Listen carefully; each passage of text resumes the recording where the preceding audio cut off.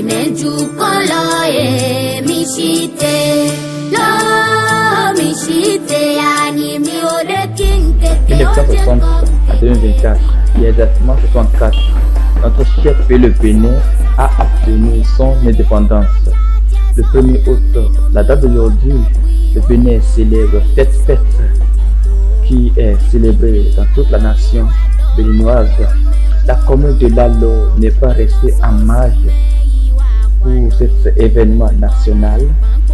Et cette fête est bien organisée aussi avec de grands soins et avec le soutien de toute la population de Lalo. Actuellement, nous recevons la présence de Monsieur le maire sur les lieux pour la pose de Jeb. Commissaire de 2e classe à Dakar François, commissariat central de Lalo. Groupe et population rassemblés, prêts pour le cérémonial de dépôt de Jèbre. À vos ordres, monsieur le maire. Comme annoncé, nous allons voir maintenant le monsieur le maire en action pour exécuter la cérémonie, la pose de Jèbre.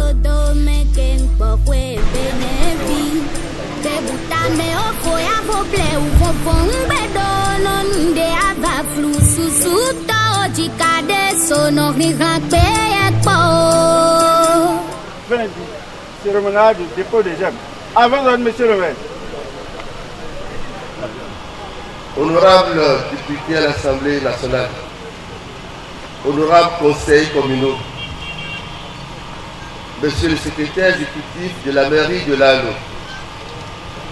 monsieur les chefs des services déconcentrés de l'État intervenant dans la commune de Lalo, mesdames, messieurs les responsables des organisations de la société civile,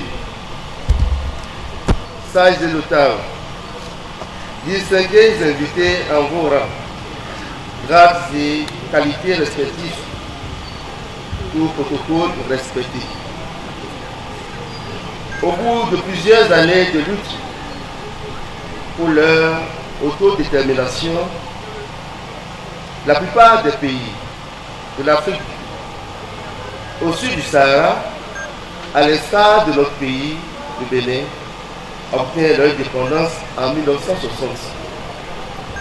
Ainsi, ce jour, jeudi 1er août 2024, marque le 64e anniversaire de notre accession à la souveraineté nationale et internationale.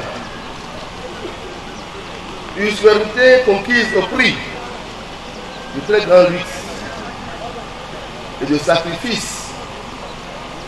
En souvenir de ce jour mémorable, je nous convie à nous associer au devoir de mémoire qui nous incombe vis-à-vis des héros de notre indépendance.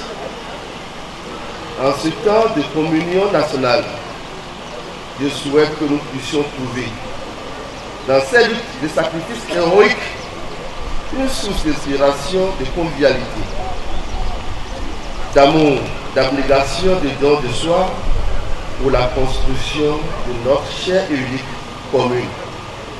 Et partant pour notre pays entier, la République du Bénin.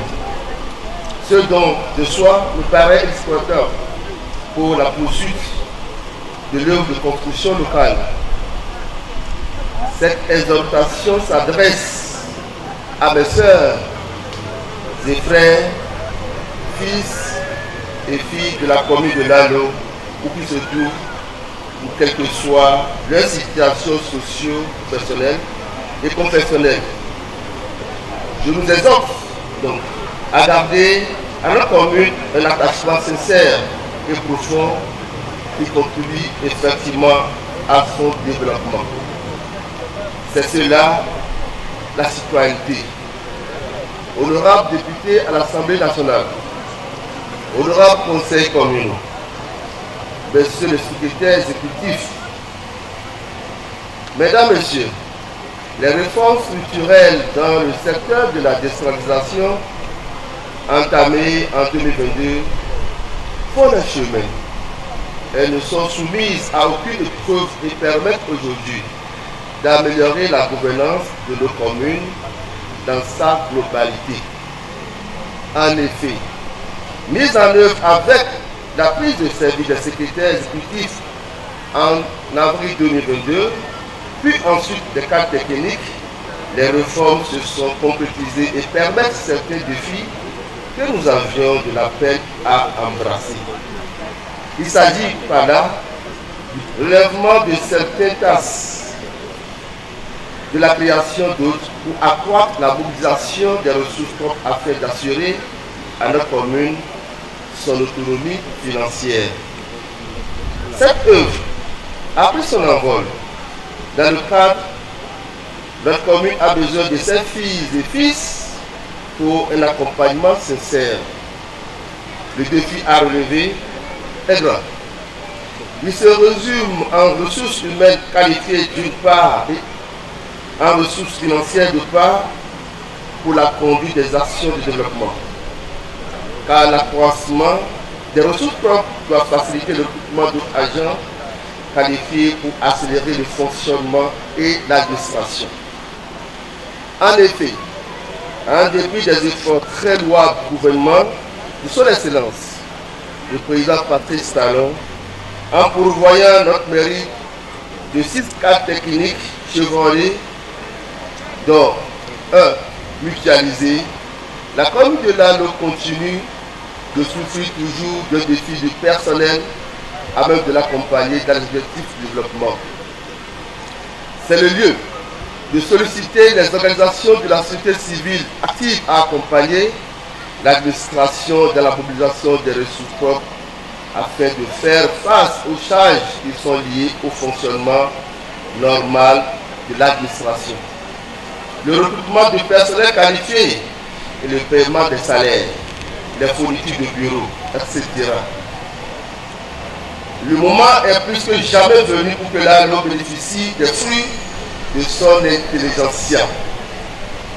En ce qui concerne le recrutement interorganisé par la série de services et de suivi de contrôle de la gestion des communes. Seuls 5 secrétaires d'arrondissement pourront effectivement prendre service sur les 11 attendus. L'administration continuera d'attendre une autre phase de recrutement pour pouvoir compléter l'effectif des secrétaires d'arrondissement. Ce déficit porte un coup au bon fonctionnement de l'administration infracommunale et du coup à celui de la mairie elle-même. C'est le lieu donc d'inviter une fois encore l'organisation des cadres dénommés l'ALOCO et non-vignon à ne pas passer aux oubliettes les objectifs initiaux visés par la mise en place de ce projet le 24 septembre 2016. Il était essentiellement question de bénéficier de l'accompagnement des cadres de la diaspora sur le plan professionnel pour conduire le développement de notre chère commune. Au-delà des moments festifs, je nous invite à faire un clin d'œil aux difficultés de l'administration, car de vos positions individuelles et collectives, nous attendons nouer des partenariats en matière de coopération décentralisée. Bientôt 3 ans de mise en œuvre de la réforme structurelle dans le secteur de la décentralisation.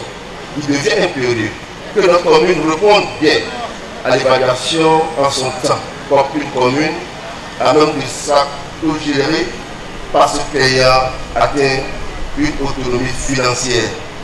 Afin d'éviter un sort non souhaité, la commune nous appartient tous et le devoir nous interpelle chacun à son niveau. Honorables députés à l'Assemblée nationale, honorables conseillers communaux, mesdames, messieurs, le développement étant une démarche participative, il est impérieux que nos actions phares touchent le vécu des populations des zones défavorisées, au fait de réduire les gaps d'inégalité entre les communautés. Le souci de satisfaire les besoins des populations afin de leur offrir de meilleures conditions de vie, de production et d'accès au marché constitue l'autre motif. C'est pourquoi notre budget regorge suffisamment d'activités d'études de faisabilité pour l'ouverture et l'aménagement de pistes importantes afin de sortir les communautés du désenclavement. À cet effet, des actions structurantes sont mises en œuvre. Il s'agit par exemple au plan agricole de la mise en œuvre du projet PADAM pour l'aménagement de 150 hectares de bas-fonds à Omaligwe pour la production du riz et le maraîchage et l'aménagement et le rechargement systématique de la piste à Nyokwe, Kaou Centre. Il faut noter que le PADMA a fait 12 aménagements sur 14 attendus.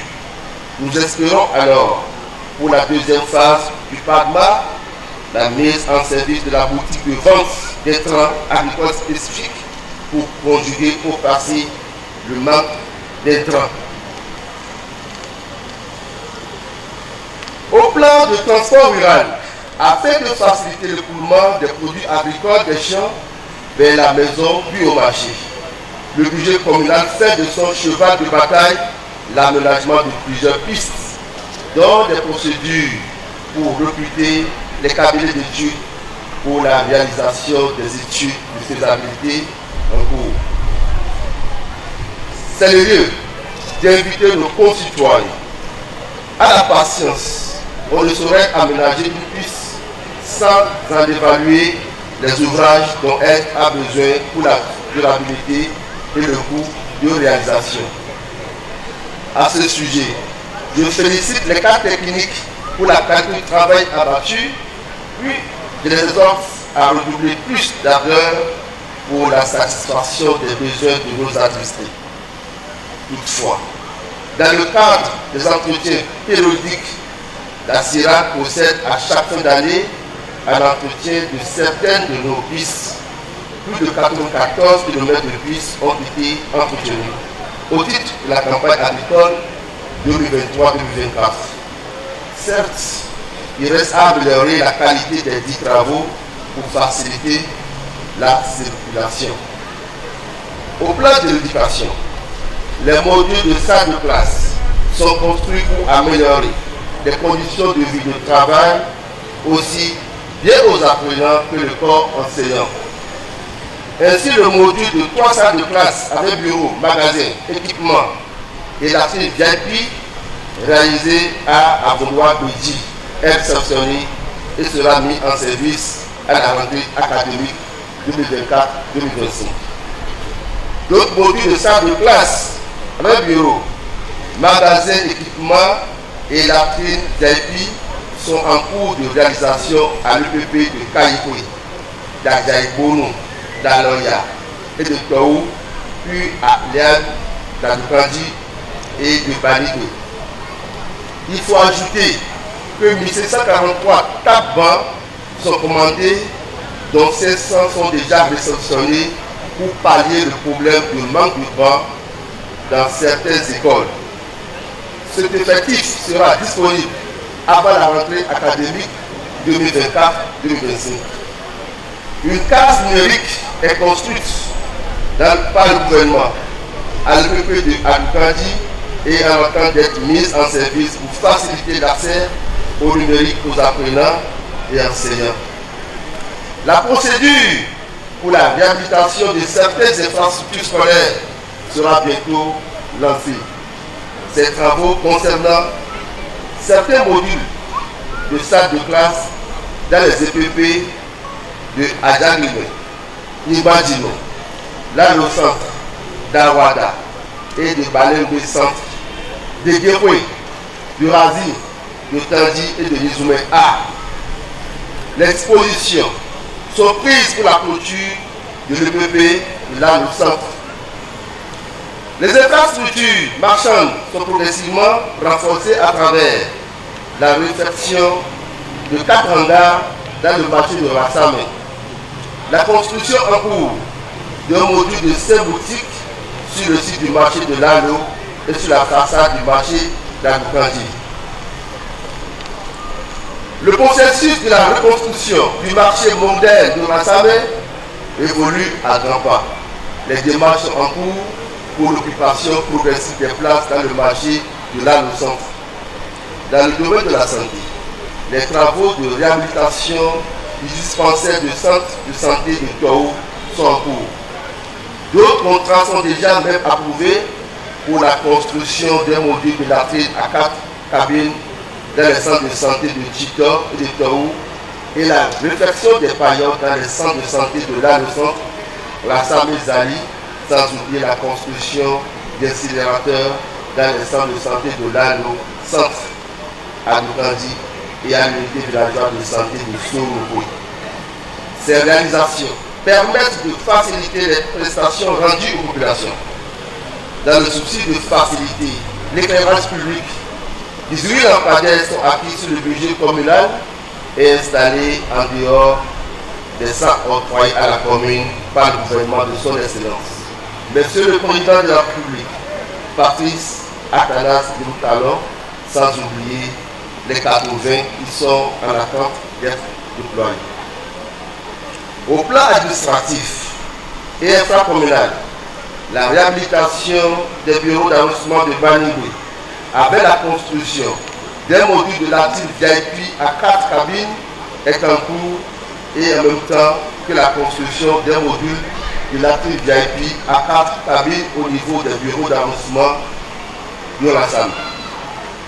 Les dispositions sont en cours pour la construction d'un nouveau bâtiment pour servir de bureau d'arrondissement d'Afro-Malibé. En outre, il y a eu l'acquisition partielle de matériel informatique et de mobilier et bureaux au profit des services administratifs. La procédure pour la réalisation de la clôture de la façade principale de la mairie avec élite sera bientôt lancée, sans oublier l'aménagement de la salle de réunion de la mairie et de certains bureaux du nouveau bâtiment administratif. Honorable député de l'Assemblée nationale, honorable conseil communal, monsieur le secrétaire exécutif, mesdames, messieurs, je saisis cette occasion pour remercier le chef de l'État pour le démarrage des travaux d'aménagement et de bitumage de la voie Lalo, Lukoba, Madre, Dogo. Je vous prie de bien vouloir l'applaudir pour son attachement à la commune de Lalo.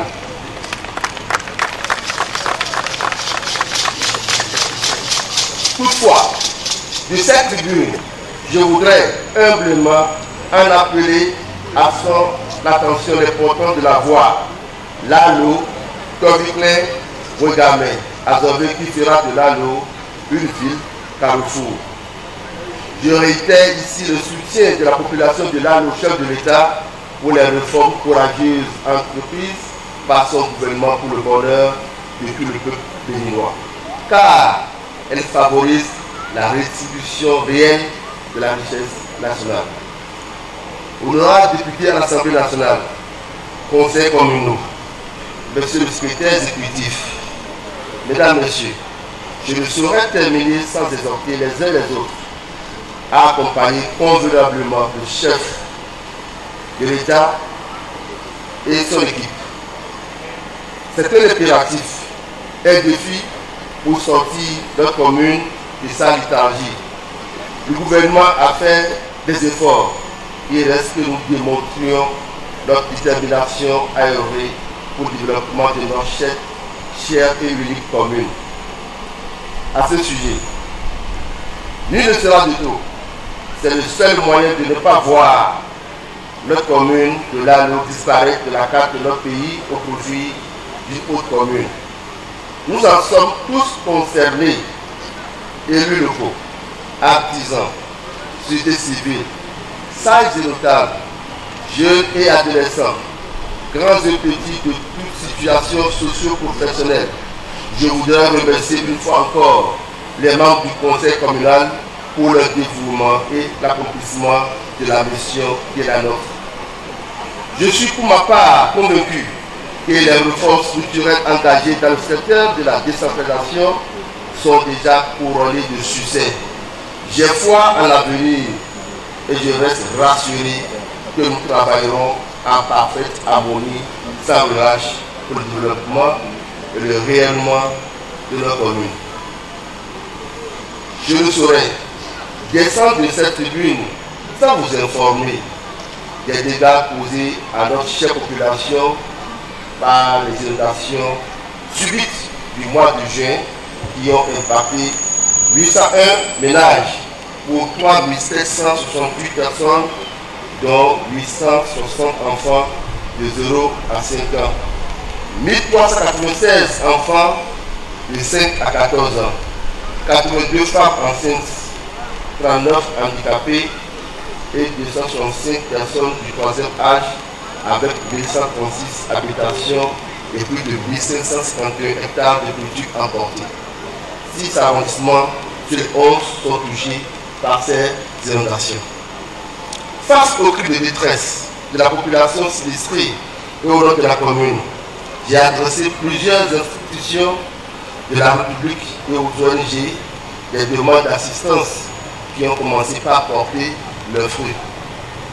C'est le lieu de remercier la Croix-Rouge, le Plan international, le Médecins sans frontières MSF, l'Agence nationale de la protection civile, ANPC, l'ANSCOP, la coordination de la zone sanitaire Katienne, l'UNICEF, etc.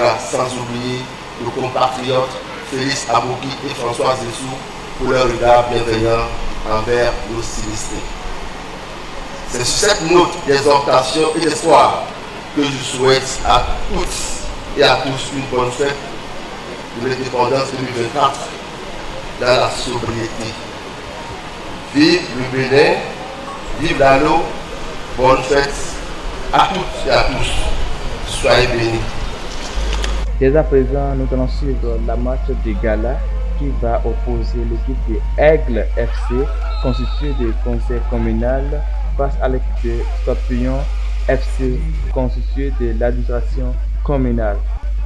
Le match s'est déroulé sur le terrain des sports du CG Lalo ce 1er août, à partir de 16h00. Comme vous le voyez, nous voyons nos autorités en train de jouer sous la pluie, mais très égaillés et en joie, célébrant la joie. Comme vous le voyez, voici ceux qui mettent un thème à cette fête de l'indépendance dans la commune de Lalo pour l'édition 2024. Merci.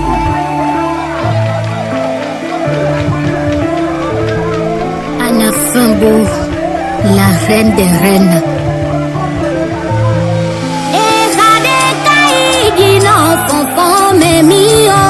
C'est noir et même du color et michite.